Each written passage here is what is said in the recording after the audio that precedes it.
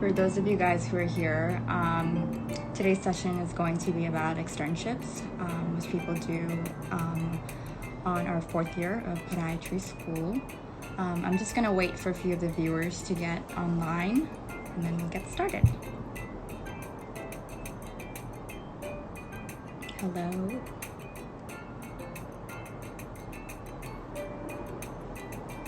Just to introduce myself, my name is Tamanna, and I'm one of the contributors along with Jonathan and Shelby for the PodMedAdventures account. All three of us are second years, and we are studying really hard for boards part 1. It's been kind of crazy studying for that, but as you guys know, that while you're studying, you're also starting to think about the next step in your podiatry career. And right after that, we're getting ready to apply for externships. So as a second year, I have a lot of questions about externships. So this Go Live session is just to shed some light into that. And we have a very special guest for that. So without further ado, let me go ahead and invite her. All right. She'll be with us in just a second. Hi, Reema. Hi. Hi. So Reema is going to talk to us about externship. Tell us a little bit about you. So I'm no longer a fourth year. I graduated 2 days ago. So Congratulations. Doctor now. So I went to NYCPM, and I'm from Detroit, Michigan. But yeah, and I'm going to my residency in Beaver, Pennsylvania. So yeah, that's my my little background. How does it feel to have graduated? It feels amazing. Obviously, everyone who's in this chat is probably going through part of this journey, or at the end of the journey, and it's like a huge sigh of relief. It is a lot of work, but it's worth it, and Yeah, it seems like a long road being we just finished second year. It seems like a really long road to get to. Yeah, when you're in it, it feels like a lot. And then now I was just telling my friend, it kind of flew by. So I know that's hard to believe right now, but just hold on to it, hold on to it, and it'll be over soon, and you'll be in my position and just relieved to be done with all the exams and studying. So it's great. So tell us how crazy that whole 4 years of podiatry school was. Just give us a rundown. So obviously, I mean, I don't know about everybody, but for me, I worked a lot during my undergrad, so it was hard for me to transition from being just a studier, and obviously podiatry school and medical school, you're studying so much those first 2 years, and the first semester was pretty tough, and then I kind of just got into the groove of it. And third year I thought was so much fun because I like to work, so I like clinic, and I like doing all that stuff, so I had a lot of fun with third year. And then fourth year, you're traveling around, you're figuring things out. It's a lot of discovering things about yourself, how strong you can be, being on your own without your friends, and being in all these different places and getting to know other people. So it's a very well-rounded journey throughout the whole 4 years. And obviously then you have your interviews, and you really get to see where you're going to end up from there. So it's pretty cool. It's just like a rocky ride. Good things, bad things all together. Yeah. That's exactly how we feel too right now. Yeah, exactly. So run us through the process of externship. When are we supposed to apply, or when do people apply? So obviously you'll get the notification from your school when to go onto the website, look at the programs, and then there's 3 rounds. I knew where I wanted to go for my 5 externships, and I got all of them except for one. And so I just ended up filling in that last position with just like a random, place that I was kind of considering. But yeah, you'll see, I would definitely apply to a lot in the first round. That was my mistake.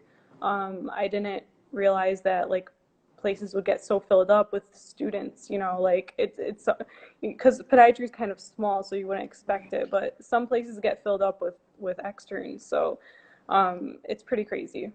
What's a lot when you say you applied to a lot of externships? So I would apply, so say you have 5 places on your list. Try to make sure you get your like top 3, and then I would apply for like maybe 10 instead of Okay. 5, you know, just to stagger them, and then also be flexible with the months, because on the website it has you pick like, for example, Beaumont program, and you could go to Beaumont like June, July, or August. Like, make sure you add them for those 3 months and be flexible, and giving them options of when to have you, because maybe a bunch of people want to go there in June. So Right. you just don't know. So that was something I didn't really know about the website or the process.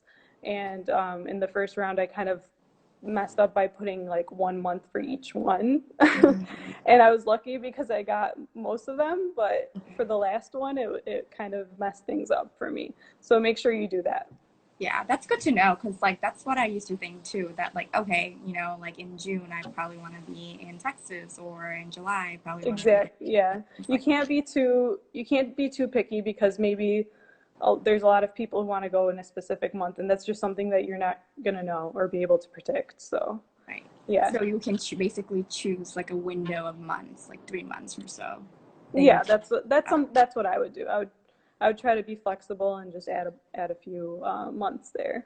Yeah. were you more flexible for your top 3 choices then, and then you kind of picked a month for the other one? Yeah, so for my top choices, I actually got the months that I wanted. Mm-hmm. Um, and then it was the ones that were further down on my list that I was kind of just in the second and third round, just staggering and, you know, applying until they filled the position. So yeah. Um, So, how like when you talk about your top 3 choices, that's another thing that a lot of us struggle with. It's like, how do we narrow down our choices? Like that's like the biggest thing right now. It's like, how do we choose? So, what's the method that you used? So for me, I went to the residency fair, and I spoke with some people. Like, the program that I ended up at, I met the director at the residency fair, and I was really interested in it because I just matched personalities with them like instantly. Like, the residents that were at the table, they were super nice and just, you know, talkative, and I don't know, I just kind of knew from then that I really wanted to check that place out, and that's where I ended up matching. So it's pretty cool. So a lot of people pick things off of geographic location, and there's nothing wrong with that. So obviously, like, if you're from Texas, you might want to be picking like 3 or 4 of your externships from Texas, and then maybe have one somewhere else. So I kind of just I'm from Michigan, so I picked a bunch from Michigan. So, you know, it's what you where you want to be, but at the same time be open to different locations, because you never know what you're gonna find, and you might find a place that has like everything that you want in terms of like different types of surgeries that they do, how much clinic, and someone that you know, a director or somebody who you really want to learn from. So that's another thing. Did you kind of already have an idea about what you liked or what you liked? Like, did you like clinic more, or did you like surgery more? Did you have any kind of inclination about that? So for me, clinic is definitely important. I really wanted to be at a program where they had clinic 1 to 2 times a week. But I also really am interested in reconstructive surgery and Charcot reconstruction. So Mhm. that was like top of my list type of thing. So if I went to a program and they didn't really have that at all, it was kind of like a little bit of a turnoff for me. Also, like, to have some trauma, but not be like a trauma center where there's like traumas going on all the time. So that was like another thing I kind of looked at too. And that's how I, you know, determined my list of where I wanted to go. But everybody's list is different. So really, like, everybody will end up where they're meant to end up. So that's So another thing to keep in mind. it's not very like from what I've been understanding, it's like it's not very specific. Then it's not like okay, you just want to do rear foot or anything like that. You can get a mix of specialties in there or a mix of kind of practices in there. Then Yeah, so the program that I'm going to, they have about 9 to 14 attendings, and some of them are just like forefoot. Some of them are fellowship trained in reconstruction. So, you know, and that's the director, she's fellowship trained in reconstruction. So that's like you'll get, you know, you'll get your experiences. You'll get your forefoot experience from some of the other attendings, and then you'll get your rear foot from the others. So, you know, if you want to have a mixed bag type of program where there's, you know, multiple things going on, that's another thing to look for, because some programs are very focused on rear foot or they're very focused on forefoot. So yeah, that's up to you what you want to do. So So, did you think about location much in that case then? I did. Did So, you know, I've been away from home. Obviously, I love my family. And being in New York, it was kind of hard because I didn't have a car.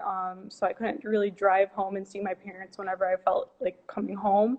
And I knew that the Pittsburgh area is closer to Michigan, so I could drive home and see them. And also, I'm dating somebody who's in podiatry too, and he was really interested in doing Pittsburgh programs only. So that was another reason why I kind of honed into that area. And I didn't really know about my program at all until I met these people at the residency fair, and you know, they happened to be like 45-minute drive from Pittsburgh, so it kind of worked out pretty well there. That's pretty cool. So basically, it's just like what we should do is just have an open mind. Definitely, definitely be open-minded. Obviously, like it's hard when you go to a program and you really like it, and then like the next few months you go to other programs and they don't really fit your standards anymore, because you'll have one program that you really liked and was at your top standards, and then you go to other places, but still like make the most out of that experience. And you never know, like you could end up there anyway, because the match doesn't always work for everyone. So try to make the most of it, make connections with the residents there, and really like learn about every single program you go to and how they function and how they do things, you know. Yeah. So like after you did your externships and everything, I suppose like after that you interviewed, right? Right. So, my last externship was in November. Some people's last externship is actually in January. So some people have their interview while they're like still doing their externship, which to me it's wild. Okay. But yeah, so I had my last one in November, and then I was at school doing like a core rotation in December. So that's when I really like started studying and preparing for not only boards but interviews, because you get asked some academic questions during interviews. So yeah, What kind of economic questions? they'll give you, so interviews, most interviews are going to be a case workup, or they'll show you an x-ray and ask you like, what do you think this is. They'll ask you about antibiotics. They'll ask you about, you know, different organism, like, you know, gram negative, gram positive, stuff like that. It's Random very tests. random. Okay. And you'll hear some of your friends be like, oh, my interviews are all very social. Yeah. And then don't expect that, because I thought that my interview for the program that I ended up at was going to be social, because I knew them. They got to know me during my month. I was pimped and quizzed a lot during the Yeah. month. So I was really expecting to just like walk in there, and I revisited the program too after the externship. So I was planning on walking in there and just having some, social questions. I knew they were going to ask me something academic, but they asked me a lot of hard questions. So it's like, you have to just make sure you're always like on your toes and Never prepared, let your because guards down. you never know, you just never know, or maybe they're just doing it just to see how you would react, or you just don't know. So Yeah. make sure you study for interviews. A lot of people, they're like, mine are going to be social, like I'm fine, and then it wasn't social. So just don't do that. So for externships, like so you interview with the people that you externed with, or have you interviewed with people that you did not do an externship with? So yeah, so for interviews, you apply for mainly the places that you externed at, Okay. and then you can add a few more programs and just get to know them in the interview. So that's just kind of like backup plan, or maybe, you know, maybe you'll meet people on this interview and you really got along with them and learn about their programs.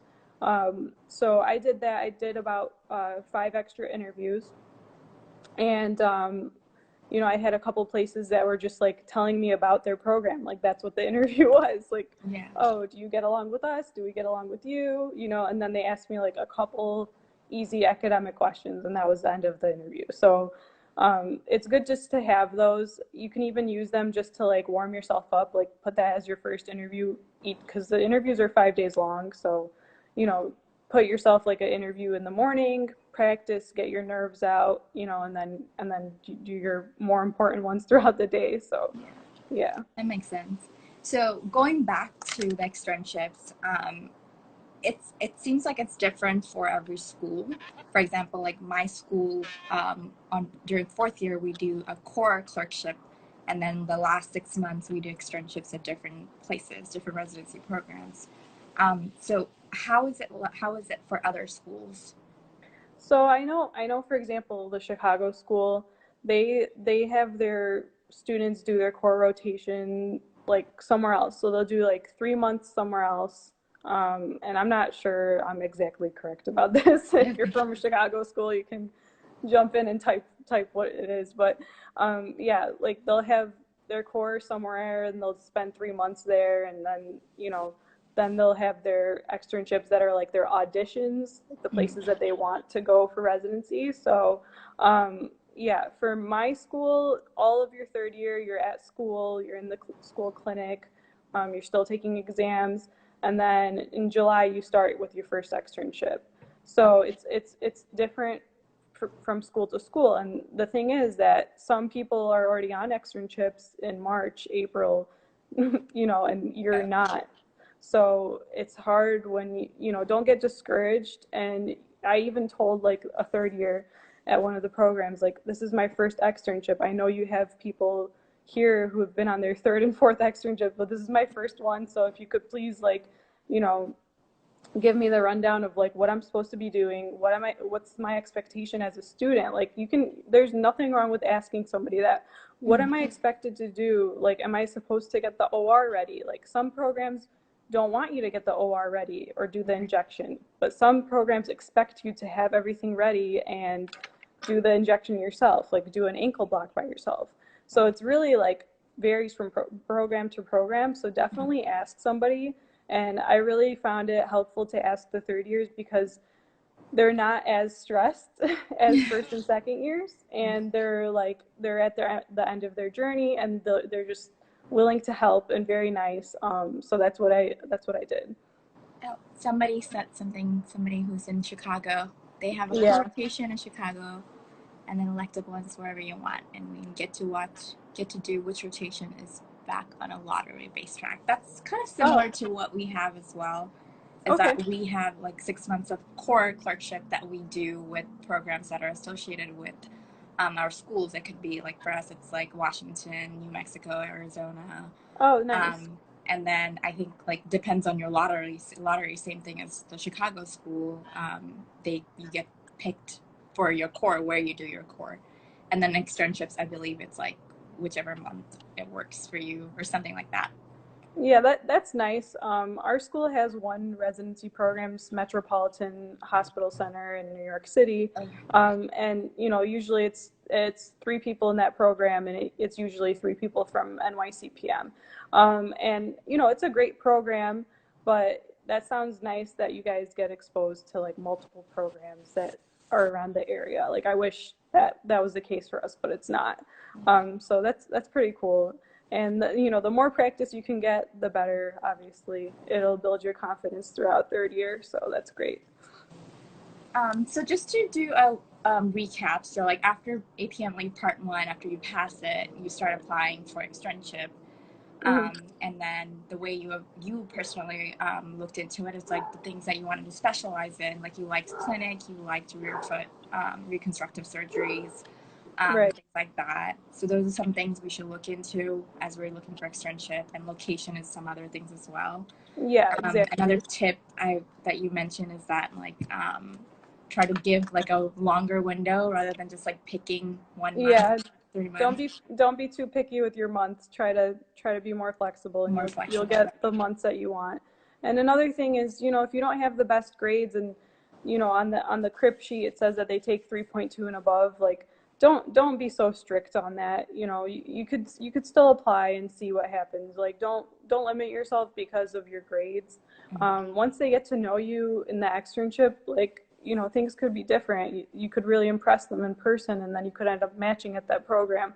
So really, like, don't reach so too high, and like, if you have like a 2.5 and apply for like Inova or something like that. But you can go above your reach a little bit, and go for something that you really want and still get it. So I would try to keep my options open as a student. So I'm guessing there's no like GPA limit per se, that like you cannot apply to a program if you don't have a certain GPA. It's not like that. No, it's not like that, but obviously, like I said, there are the very known competitive programs, and those programs, if you don't have like a 3.5 and above, they will probably deny you, unless you have some kind of connection to the residency program. So don't waste your time with those if you don't have the grade. But I would say the ones that say like 3.0 and above or 3.2 and above, those ones you could probably still just give it a shot and see where it goes from there. And if you get it and they really like you through the month, then you're good. It's not always about the grades. So what, like when you were filling out the application, what are some of the things that are on there?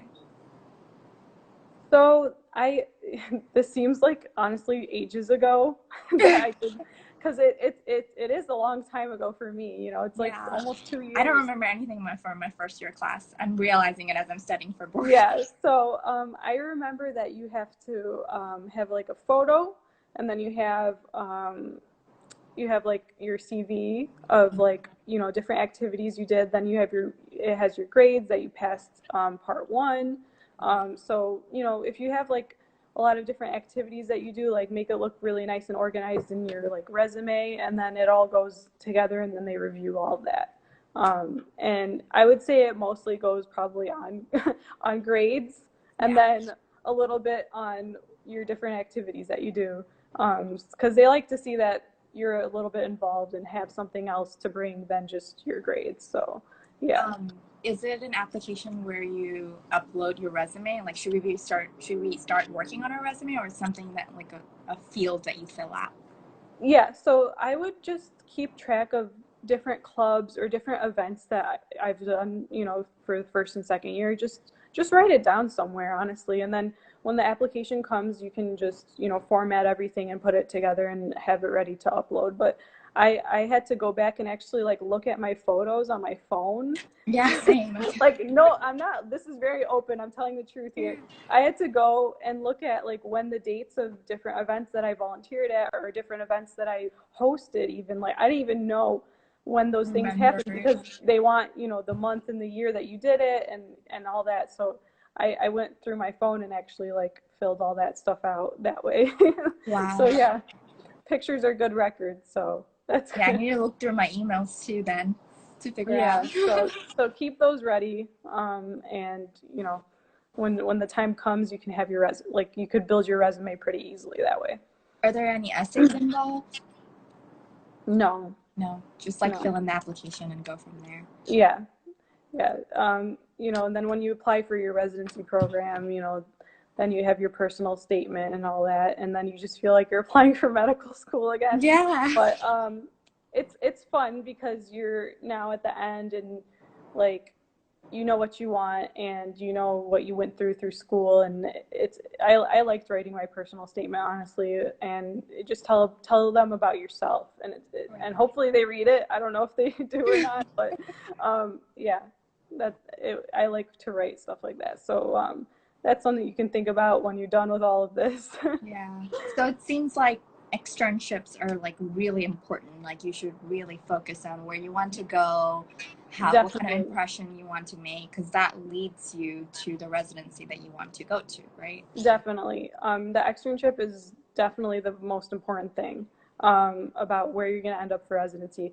Yes, I've heard people end up in great programs just from interviewing or scrambling, but obviously I think everyone would be more comfortable if they just like went somewhere for a month and they really liked it there and applied and got it. So I'm that type of person, like I want to see everything. I want to see the hospital, the people Yeah. that you're working with for the next 3 years.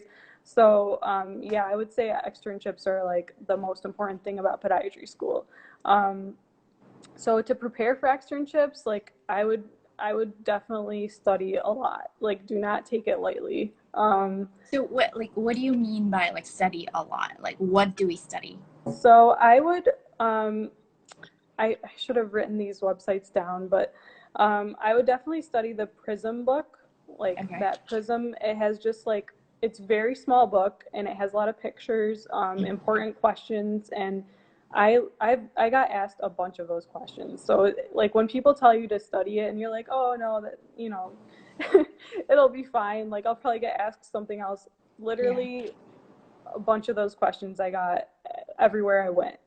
It's like the most common questions asked, things you just need to know, different classification systems, what you need to look out for in X-rays. It's very helpful and it's a small book, so I would at least get that book down. And then I would really try to like get used to reading X-rays, just reading them, like what using the terminology that they want to hear you use. And you'll have some programs that really want you to break down the whole X-ray, and then you'll have some programs just telling me, "Oh, what's wrong? Like, just tell me what's wrong with the person. Like, don't read it too closely. Just like go straight to the problem." So, yeah, I would just get used to doing those two things, and that's mainly what you get asked on externships. Someone's mentioning pocket podiatry and McGlimmery for surgery. Yes. So, oh, that's another thing I wanted to talk about. Definitely, if you're going in on a surgical case, and especially if you're with the director, you have better go home and study up on that case. Study up on the surgery, read the McGlamorys chapter, because they will ask you something about the anatomy or they'll ask you something about the surgery itself. And I feel like if you read McGlamorys and like really know the steps and stuff like that, you can really impress them. So I would definitely read up on the case, or even ask like the person that you're going to be with, like the resident that you're going to be with. Oh, like what should I look out for this case? Like, do they like to do something particular? Because there's different methods for each surgery. So, just ask them like, oh, what do they use, or like, how do they do it? And then usually they'll just be nice and explain everything and Yeah. try to retain as much of it as possible, because you might be asked a question on it the next day. So, yeah. Seems like a crazy journey, 4th year. Yeah, it is. It is. Externships are pretty exhausting because you kind of need to be on top of it all the time. And you need to read up on each case, and then you could just be asked completely random questions. So be on top of your antibiotics, be on top of your anatomy, be on top of your infectious disease, because you'll probably get asked those things. So yeah, I would definitely know Prism in and out. Read McGlamorys for each case. And there's another book called Crozier that has a lot of good interview questions. What is it called? So it's called Crozier, Okay. Crozer. So that's another good one to use. And then there's also Ortho Bullets, which is a website. I've never heard of that one. I never heard of it before, actually, too, but I wish I did know about it. It's a very helpful, simple website, and it even has questions. So it's a really nice website to use. It's called Ortho Bullets, and it has most of the podiatric surgeries that we do on it. So you just search the surgery, and then it'll go through like main things you need to know for the surgery. And it'll even have like the classification systems. Like if it's a trauma, it'll have the classification system for that trauma, and it'll have radiographic images as examples and stuff like that. So it's a really helpful website. So that's another thing I would look at. Yeah, seems crazy, but now you're gonna start your residency program, right? Yep. I'm starting. I have my drug test on June 8th. and physical. Oh, wow. And then I start June 15th. So yeah, Congratulations. thank you. So what residency are you going to? So I'm going to Heritage Valley. It's in Beaver, Pennsylvania. It's a Okay. little town north of Pittsburgh. And it's a really great program. I'm really happy. Like, it was my number one. I'm really happy, and I So tell it's everybody perfect. who asks me about it, I love it. So I'm very excited to start. That's really awesome. Yeah. So it seems like that on top of externships and getting ready to start residency too, you also have an Etsy shop. Tell us a little bit about that. Yeah. So, um, I, in college, I was a studio art minor. I really have loved art like all of my life. I love photography. So I was, throughout medical school or podiatry school, I was always like drawing stuff. Like for anatomy class, I would sit in the front of the class and literally like sketch That out probably stuff. paid off for you then if you're able to draw really well. Yeah, so I used to, like I'm very visual, so I would just draw all the anatomy structures I needed to know, and then I would write down the information from the slides like on the side, and then I kept that book and actually studied for boards with it. Wow, Um, that's awesome. so yeah, I love to draw. So I decided that I should, do something or find a way to Yeah. incorporate it. And I started just like trying to draw really good like anatomy sketches and just like be creative with it and fun with it. And it just gave me something as like a little outlet. And I could take my watercolors with me everywhere. So even on Yeah. externships, I kept it with me as my like little security blanket or something to do, Yeah. because you're going to be on your own a lot of these places. So find something that relaxes you, or something that gets your mind off of the craziness, just Yeah. to have a little bit of an escape. So then I decided to just start an Etsy, and I decided to like make some items. The first thing I made was like a mug or a sweatshirt, and I just sold it to people in my class. Then I made mugs, and those were really That's really cute, and cute. I sold those to people in my class too, and then I decided to list them on Etsy, and now I've been doing stickers because Yeah, someone's asking about it. they're really fun. Yeah. I love stickers, and you can put them on your laptop, you can put them on your water bottle, they're waterproof, and I have some of them here. This is the Oh my God, newest that's just one, so cute. exclusive first look. This is from one of my first anatomy sketches. It's the windlass mechanism showing you, Yeah, that's so and cute. I it's love it. one of my first ones. And this one, I actually drew just like the skeletal structure from the plantar view. Wow. And I was like, I That's love so fly. awesome. And then this one, because my friend really likes the Payless. Talus. So That's put so problem cute. Talus about it. I definitely want that one. Tell us All about it. right, I'll hook you up. Don't worry. That's super Get you cute. I love some it. stickers going. So yeah, I'm planning on doing a giveaway for second and third year pods like that need things to prepare for like clinic or externships. It's going to include obviously some of my stickers, some of my stuff from the Etsy shop, and some books and materials that all of people need in podiatry. Yes. So, I was just wanted to say a look out for that. And yeah, that's it. That's very exciting. Well, thank you for joining us. And for those of you guys who are viewing and attending our Go Live session, be sure to follow the Artsy Pod and check out her Etsy shop as well. And like she said, she has giveaway coming up as well. Thank you so much for joining us and all the advice that you have given us. We're really happy that you could be with us today. Thank you for having me. It was so much fun. Yeah. And I just want to say, like, to whoever's on this chat, or if you have any questions, you feel free to message me. If I didn't cover something, don't be afraid to ask me. I will respond to you, and I'm always willing to help whoever asks, for it. So thanks so much, guys. Thank you. And thank you everyone for joining us. Bye. Bye.